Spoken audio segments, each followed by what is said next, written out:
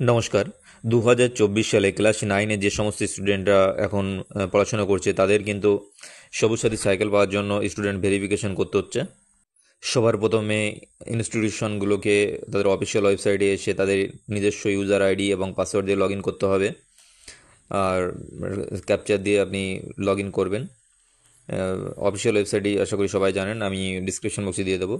Log in হওয়ার পরেই কিন্তু বিভিন্ন জেলা অনুযায়ী ভাগ করে দিয়েছে কবে কোন জেলায় ভেরিফিকেশান হবে, কীভাবে ফাইনালাইজ করতে হবে, ডেটটা কিন্তু ভাগ করে দিয়েছে। আপনারা আমাদের দেখে নেবেন। এখানে ফেজ 10, এটা কিন্তু ফেজ 10। আপনারা স্টুডেন্ট প্রোফাইল ভেরিফিকেশানে ক্লিক করলেই কিন্তু আপনাদের সামনে সমস্ত স্টুডেন্টের নাম চলে আসবে। চলে আসার পর কিন্তু আপনি ওখান থেকে ভেরিফাই করে নিতে পারবেন। টোটালটাই কিন্তু ইম্পোর্ট হচ্ছে বাংলা শিক্ষা পোর্টাল থেকে।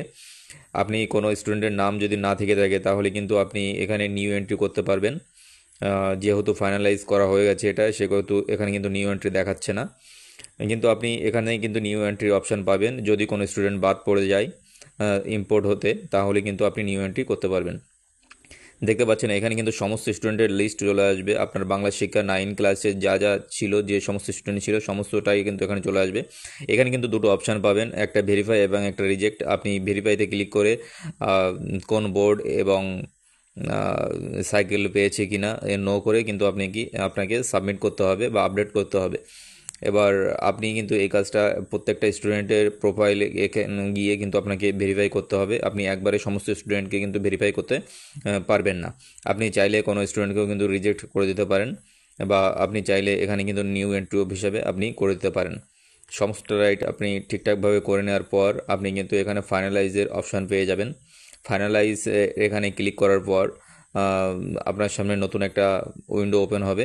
এখানে কিন্তু বলছে যে আপনি যদি একবার ফাইনালাইজ করে ফেলেন তাহলে নতুন এন্ট্রি বা আপডেট কোনোভাবেই কিন্তু হবে না, টোটাল সম্পূর্ণটা লক হয়ে যাবে।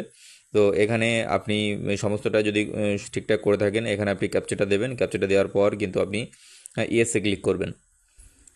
ইয়েসে ক্লিক করার সঙ্গে সঙ্গে কিন্তু টোটালটাই লক হয়ে যাবে এবং ফাইনালাইজ হয়ে যাবে। আপনি আর কোনো স্টুডেন্টকে কিন্তু মডিফাই করতে পারবেন না। এখানে দেখতে পাচ্ছেন ফাইনালাইজ কিন্তু সম্পূর্ণভাবে হয়ে গেছে। ভিডিওটি ভালো লাগলে অবশ্যই লাইক, শেয়ার অ্যান্ড সাবস্ক্রাইব করবেন। ধন্যবাদ, ভালো থাকবেন।